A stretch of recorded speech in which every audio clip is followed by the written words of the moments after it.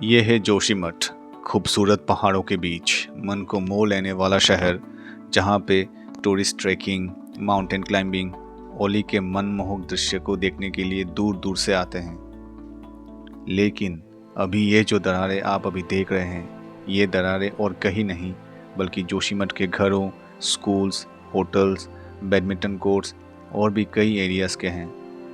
वहाँ के लोकल निवासी सरकार से मदद की गुहार लगा रहे हैं, क्योंकि उन्हें इतनी ठंड में अपने घर के बाहर सोना पड़ रहा है, जहाँ तापमान 2 डिग्री से -3 डिग्री है। साथ ही उनको ये भी डर है कि कब उनके नीचे से ज़मीन सरक जाए। जोशीमठ क्या है?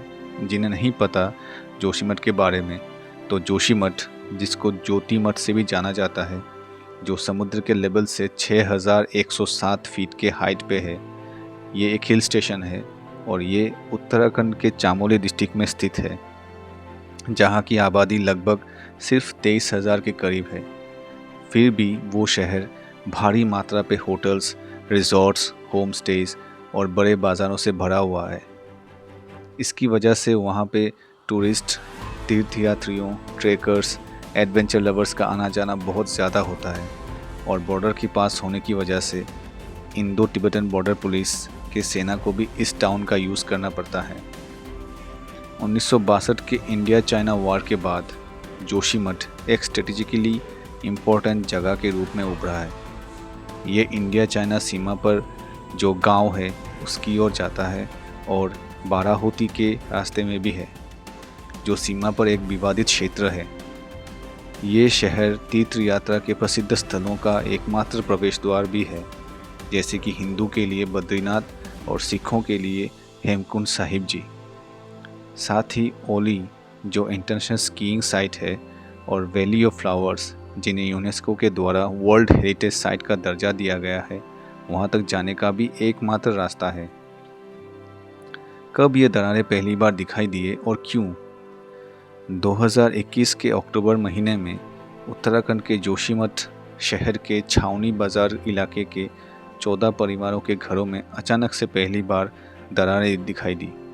इसके बाद शहर के चारों ओर दरारें दिखाई देने लगी और लोकल निवासियों ने मरम्मत का सहारा भी लिया था। फिर एक साल बाद 11 जनवरी तक शहर के सभी 9 वार्डों के 723 घरों के फर्श, छत और दीवारों में बड़े और छोटे दरारें आ गई हैं। 2022 के अंत और 2023 की शुरुआत में शहर की कंडीशन और भी खतरनाक हो गई है, जब शहर के बड़े हिस्से में अचानक भूमि सरक गई और कई घरों में बड़े दरारें भी आ गए हैं। जोशीमठ शहर एक पुराने लैंडस्लाइड यानी भूस्खलन पर बनाया गया है। इसका मतलब है ढलानों को मामूली ट्रिगर से भी अस्थिर किया जा सकता है। ये शहर भूकंपीय क्षेत्रीकरण योजना यानी इंडियस सेस्मिक जोनेशन स्कीम में हाईएस्ट रिस्क के साथ जोन 5 में आता है। एग्जैक्ट कारण तो क्लियर नहीं है इन दरारों का, लेकिन एक्सपर्ट्स और लोकल्स की माने तो ये अनप्लान्ड कंस्ट्रक्शन यानी अनियोजित निर्माण, ओवर पॉपुलेशन यानी अधिक जनसंख्या, obstruction of the natural flow of water यानी पानी का प्राकृतिक प्रवाह में बाधा, और हाइडल पावर एक्टिविटीज़, ये सब कारण हो सकता है। जो है कि एक भूस्खलन क्षेत्र पे है, ये मोरन पे टिका हुआ है। अगर इस पे छेड़छाड़ किया गया तो ये कस्बा बचेगा नहीं। के बड़े आंदोलन होते थे, हम कंपनी के विरुद्ध थे। हमारा मानना ये था कि सवाल ये है कि क्षेत्र तो प्रत्येक नागरिक का जा रहा है, फायदा तो पूंजीपति वाला, जो ठेकेदार बनेगा, जो नौकरी जवान होगा वही तो नौकरी करेगा। विधवा का क्या होगा? सामूहिक संपत्ति तो उसकी भी जा रही है। तो तब सरकार ने सारा अधिग्रहण करके बिना लोगों को पूछे, बिना मालिक को पूछे, वो अधिग्रहण करके कंपनियों के हवाले कर दिया। तब भी लोग जुड़े नहीं थे। लोगों को ये था कि चलो खेत तो कराने बिक तो रहा है, वो लाखों रुपया जो मिले वो तो कब के ही खा गए, ऐशत भी खत्म हो गई। सवाल उन चीजों का है। आप ऋषिकेश हरिद्वार से आ रहे हो, उल्टा धंधा ये देख लो कि वहां से तो हमें जाम में फंसना पड़ रहा है, पर तिब्बत बॉर्डर से उल्टा रास्ता हाईवे बंद है, वहां चमत्कार। ये क्या है? ये खेल है मानो। एक तरफ सवाल उन चीजों का है कि यहाँ नंदा देवी नेशनल पार्क या उत्तराखंड में राजा जी नेशनल पार्क हो गया, या मानो तो वहां पे तो ये है कि आप ध्वनि प्रदूषण गा नहीं सकते हो, बजा नहीं सकते हो, ध्वनि प्रदूषण। और जब ये ब्लास्ट हो रहे तब वो ध्वनि नहीं हो रही क्या? एक तरफ सरकार आप क्या कह रहे हैं कि ये जो ब्लास्ट यहाँ हो रहा है, ब्लास्ट किस चीज का? हाईवे बन रहा है, जल विद्युत परियोजनाएं बन रही है, वो जर्जर तो कर ही रहा ना। एक बार दरार पड़ गया, अभी तो ये दिन देखने पड़ रहे बिना मानो उसके। अगर बरसात हो गया और 2003 का राष्ट्रपति, हमने 2002 से 2003 में राष्ट्रपति को ज्ञापन दिया, मानो प्रधानमंत्री को ज्ञापन दिया, लेकिन कोई सुनने को तैयार नहीं है। क्योंकि ज्ञापन क्या किस लिए दिया था आपने ज्ञापन? क्या कहा था? किन प्रोजेक्टों को बंद हो, और ये वैज्ञानिकों ने बताया है कि जोशीमठ जो है कि एक भूस्खलन क्षेत्र पे है, ये मोरन पे टिका हुआ है। अगर इस पे छेड़छाड़ किया गया तो ये कस्बा बचेगा नहीं कहीं। लेकिन किसने सुनना है? अरे वो खतरा ये भी है कि हम असंगठित हैं। आइए एक्सपर्ट्स और लोकल्स के द्वारा बताए गए इन कुछ कारणों को डिटेल में समझते हैं।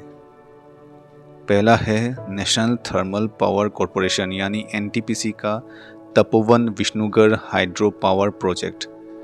ये प्रोजेक्ट 2980 करोड़ रुपए की लागत से चामोली डिस्ट्रिक्ट के धौली गंगा नदी के ऊपर बनाया जा रहा है।